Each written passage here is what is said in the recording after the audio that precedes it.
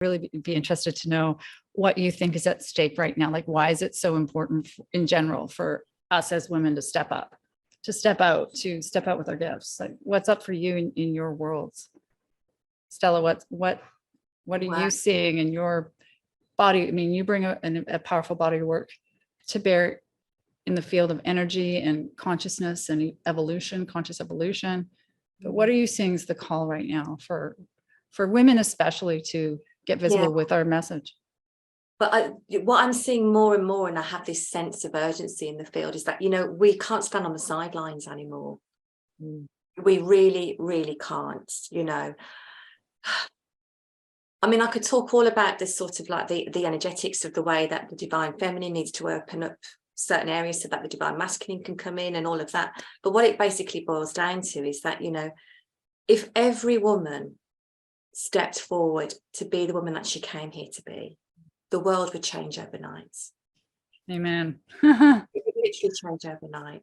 Yes. And so every time one of us step forward and take responsibility, and that's what it is, it's spiritual maturity and responsibility to actually honor the gift of being here. I mean, the chances of being here at this time as the expression of the soul that all of the others have worked towards. We owe it to all of the other expressions of the soul, and we owe it to, you know, to ourselves, because wow, we're so powerful, and I absolutely believe we can change the world, and quickly.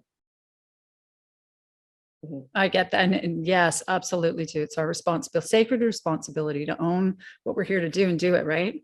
Yeah. I always say, get your big girl pants on. You do. But I do believe it is a sacred responsibility. You know, if you're here, expression of the soul that all the others have worked towards, and by golly, you know, they're watching. Let's get on with it. Absolutely. 100%. It's so great. I'm a big, I don't know, believer. I'm a big community person. The power is in community, and I think inherently that is women. And you know, even as I begin to think of working with people, I cannot work individually with people anymore, because I know that we're here to work as a collective. We're here to work as a community. Yeah. You know, that momentum of expansion and transformation happens in community, and women just have this, for the most part, we have this place where we feel that inherently within us. Where, you know, even though we've never been a mother, we have that within us, in that place where we want to take care of the collective and the whole. And now is the time for that. And I do believe it's because the millennials and the Gen Zs are ready. They came in ready, and they're waiting for us as the grandmothers, the mentors, you know, it like, as you say, Stella, the time is now. It is now. It's absolutely, you know, and it's unfolding and quickening, and we all feel it. Yeah. Watch out next year. Right. No, it's happening. You know, it's okay if it's chaotic. That's how change happens. Is through chaos. That's good, actually. Yeah. That's right. Can I just quickly share something with you? Yeah. I just come back from Glastonbury. I did a workshop in Glastonbury. And one of the things that I got the women to do, or asked the women to do, was to sit in circle in different groups, and for one woman to talk about her dream, her aspirations for 2023, and for other women to feedback what they saw in her, so that they actually sat in circle and honoured who she was, and she had to be open to receive. Within 10 minutes of that exercise starting, it was meant to be a 20-minute exercise. It went on for an hour and a half, because the tears, the sharing, the connection, these safe spaces are so, so important for the community, the change that Janet's referring to, the way that once women sit together in community, once women start actually supporting each other rather than seeing each other as a threat, or, you know, us feeling unsafe in another woman's company, my goodness me, such hope for the future. Really, such hope for the future. And even as you say it, it feels so nurturing. And, you know, I can feel myself in that circle with you, right? Well, I can feel the internationally because we have, Yeah. you know, Canadian, American, and UK, and we have other women in the group, and I felt that in the book, Mhm.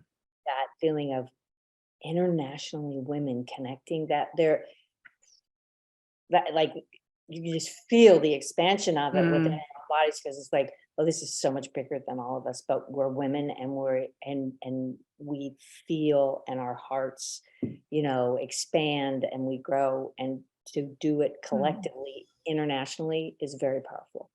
Absolutely. Mhm. I feel so honored and blessed to be with the two of you here.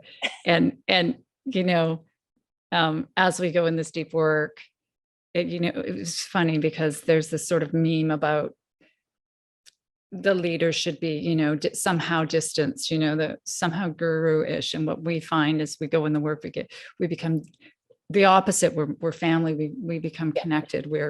We're not, you know, I hold, when I'm teaching, I hold a space of structure, and I will tell you what to do within the structure with lots of freedom. But no, we become family, and I really feel so deeply honored. And I think that's part of the feminine gift going forward. It's less of this professional distance piece, right? Mm. And it's more of, yes, we can all be family. We can love each other. I can love my clients and the women in my community and the women who come in, and I can grow and be friends with those women, right?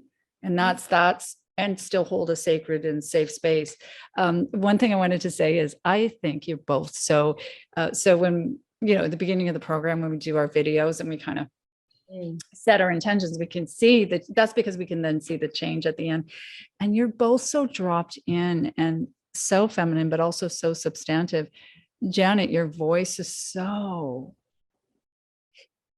changed completely. But I'd love you to share just like one thing you or anyone around you has noticed about your physicality or your soma, your voice, or your body. Has anything shifted in your body? Because we work in the space of the soma. Janet, what's changed for you? Obviously, I just told everyone it was your voice has really shifted, Right. but what else? Well, everything continues to change in my body in a good way. Like my whole posture continues to change, and yeah, that in my body, and I've had reflected back to me. I'm softer. I'm way more feminine. I'm like, my heart is even more open. That's what I've had reflected back to me. Yeah. How about you, Stella? Yeah, I think it's probably quite similar. It's more a reflecting back that I don't know what the word is. What was the word that somebody actually used? I can't remember.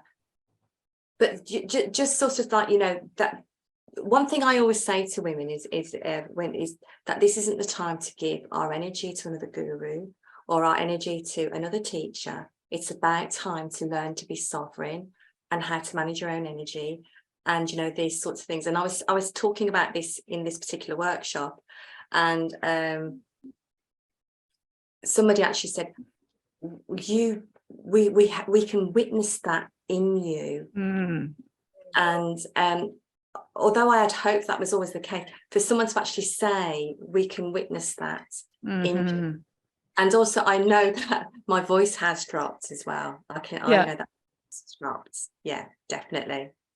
So we talk we talk about voice because it belies the shapes, the traumas, the things that we're holding, and we don't even realize we're walking around in the world with our voice coming through those shapes. And then when we drop in, it's like, oh, and that is soothing and magnetizing, and also feels better for us. But it's just so neat to see it.